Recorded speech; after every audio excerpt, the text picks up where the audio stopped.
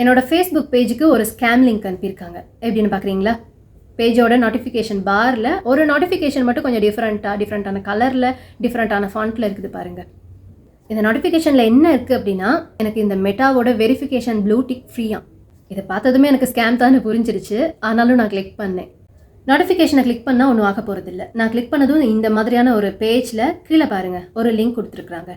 Meta எப்பவும் அதோட நோட்டிஃபிகேஷனை டிரெக்டாக தான் கொடுக்கும். தேர்ட் பார்ட்டி லிங்க்கை யூஸ் பண்ணாது. நான் கெஸ் பண்ணது சரியா அப்படின்னு பார்க்க ஜெமினையில் இதை ஸ்க்ரீன்ஷாட் எடுத்து அப்லோட் பண்ணி கேட்டு பார்த்தேன்.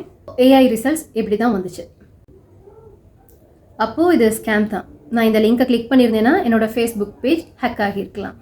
ஆஃபீஸில் கூட 2-3 பேரோட இன்ஸ்டா ஹேக் ஆகியிருக்கு. அதுவும் மெயிலுக்கு லிங்க் வந்து அந்த லிங்கை கிளிக் பண்ணி போய் இன்ஸ்டா ஹேக் ஆகியிருக்குது.